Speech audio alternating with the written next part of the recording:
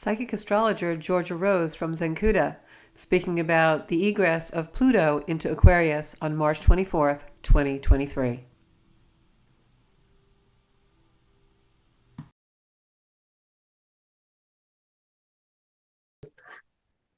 You want to set an intention for when Pluto goes into Aquarius. Please allow me to be open to my spiritual journey, to bring me to my next step with gentleness and ease. That's the kind of energy that you want to set up. If there's something troubling you, something bringing you discomfort, pray that the destruction or moving of that energy, the shifting, the transmutation, the transiting, the transformation, the purification, all of those words, choose one.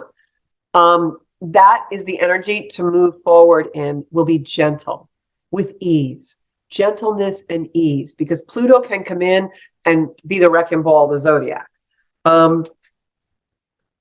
So then Thursday is actually the day when Pluto goes into Aquarius. But again, we've got the moon coming into all that Aryan energy as it hits those planets in Aries. So you're going to have an emotional week with that. But it's something that will be not as intense as last week, but it's something you can work through, because as each thing comes, it's going to give you new insight. It's going to bring you forward, forward, forward. This energy doesn't want to give you emotion to stick you in the past and make you feel badly or make you feel uncomfortable. The energy might make you feel uncomfortable because it wants you to move forward. All right. Other thing I wanted to say was that the changes that are going to come, you're going to get glimpses of these changes because Pluto does retrograde back into Capricorn for a little bit in a few months. But the changes that you're seeing come gradually, and watch what happens in the news and globally too, because you're going to see a lot of changes come. We've got Trump's indictments coming down this week. We've got scandals with the Biden family coming down here in America. We've got things with Putin and Jinping meeting for conferences. There's a lot of global energy shifting now. I don't want to be entrenched in that, but I'm just observing it. And how does that parallel what's going on in my life? Am I having an energy power shift? Is there a power dynamic that's shifting now that maybe was imbalanced going into balance, or something that was balanced coming out of balance, to show me where my power shift needs to be more of a easier, more gentle energy line? Are there places where my power is being diluted, that I feel small, that Pluto's going to really show me and amplify so that I kick him to the curb so that I become larger? Are there places I'm too big in power where Pluto's going to kick that stuff to the curb so that I adjust and become more humble? So look at what's going on in the world globally as an observation of how it's paralleling your life, because those glimpses are going to show you the harbingers of how this Aquarian energy with Pluto there, Pluto in Aquarius, is going to come into your life. It's going to show you the shifts of power dynamics, the constructs that it wants to bring in, and what you really need to let go of. That's, what's coming up now. And again, it's not going to happen like that. This is a 20-year time frame. So you're going to get these glimpses, and how easy and how rough it is also depends on you and how well you work your Pluto, work your Saturn, right? And then Thursday into a Friday, I was going to say the events that are going to let us glimpse the layers of what will come are also going to allow us to glimpse our past layers. And these are going to be things where, things are going to start to come to the surface this week as same way they did last week. And this is because we've got the moon conjuncting Venus and Uranus once it goes into Taurus. And that's the things we love. Sudden, unexpected things will happen.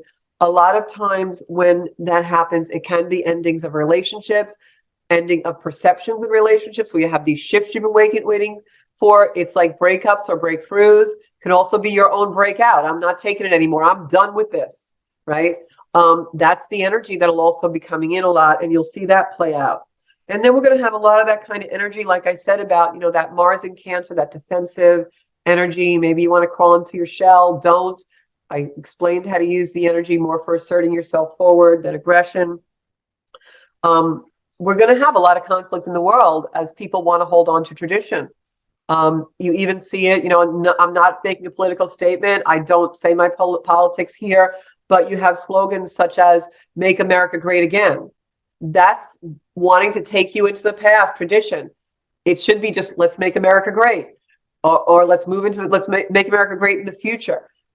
That is the energy, and makes people cling to a past that is impossible to redo. It's impossible to bring back. We are changed. We are different. The world has changed. We need to bring some of those constructs, if they're your truth, into the future. Likewise with other things, anywhere you see people trying to hold on to the past. Oh, I don't want an electric powered car. Well, maybe that's going to happen. I don't particularly want an electric powered car either. But you know what? I might have to let go of that construct. So it could be anything like that we're going to start to glimpse. But people are going to want to just hold on to it all. Like, no, we can't let tradition go. And there are some traditions that have merit, but we have to find a way to do them within the new world, within the new energy that we're in the revolution of energy, right? There will also be coming into Saturday, this energy, a lot of energy into Saturday. And it's good because we can use this energy for moving ourselves forward. Don't think it's bad. But also, watch your words in this energy, because you will see a lot of people saying things they really shouldn't say. But as I said, great day for forgiveness all the way into next week. We have that beautiful healing forgiveness energy. Also, the energy coming in the 26th and 27th, where the planets are in the zodiac, will somehow bring us back to the great conjunction that we had. That was that December 2020 conjunction where we had Jupiter and Saturn and Pluto all together in Capricorn. That's an energy that will come in again because we are actually squaring some of those points with a half square. Not to get too technical for you, something will arise that you felt during that time. I remember being out at our local bay and seeing that beautiful thing and knowing that it was going to ignite some really important energy in my life. So now that energy is actually coming into materialization, where I'm really stepping into my authentic self in a powerful way. So those are the kind of things that will happen. If you had some kind of challenge during that time, it may bring that back up. But, energy is never good or bad. It's just energy. It's constantly transmuting and changing. It never dies. It's up to us with our divine power to transmute it into what we want, right? So I'm going to leave you with this. We talked about Pluto in Aquarius and it wanting to destroy, and I'll talk more about Pluto in Aquarius on the next podcast, and I'll also be posting a lot of things. But what I want to also tell you is that Pisces and Saturn, Saturn and Pisces, I'm sorry, with Pluto in Aquarius are actually two very dynamic energies, very powerful energies that really want us to get into the emotions and the structures in our beliefs. When Pluto was in Capricorn, it was all about the structures, and that's why we saw the Capitol being stormed and all these things happening that were very material. And when I say material, like you can touch it, feel it. It's a material thing in the material world. It has mass. It has a structure. You can feel it. The chair I'm sitting on, it's a material thing. It's real in the world, right? That was the energy of Pluto in Capricorn, destroying things that were real, that you could touch and feel, and it was here, right? Pluto in Aquarius and Saturn in Pisces is more about the subtle. It's more about the emotional body, what we're feeling. It's not, this is the truth, I have to take a hammer and break a window. It's, this is my truth, and I have to do something that shores up my emotions, my belief systems, and my energetic, subtle body. It's more of a subtle nature. It's more of coming into that perception, that psychology, that spirituality, the astrology, whatever is your modality. It's more that. So this is a lot to do with our minds. And I will be shocked if these energies that we're coming into now, this birth of really, truly a completely new energy cycle for all of us in the globe, our world, our universe, even beyond our Earth, I will be completely shocked if this doesn't somehow bring us such an expanded consciousness of perception, of communication, communicating with other realms, other beings, other realities, where we don't use the language and the words we have. This is really energy going into the subtle emotional body, the power where we truly, our minds and our essence, our energy can move things that are material, can have thoughts that are not tangible in this energetic world. This is about the human beings expanding our species to go way beyond whatever you can dream, and beyond that, things which we have not dreamed yet, that we don't even perceive. We're really coming into that time over the next 20, 30, 40 years. I probably won't see most of this in my lifetime, but that doesn't mean I can't be excited about it and do my part in the world to really act cosmically for this and open and expand the universe and myself, right? It starts at home.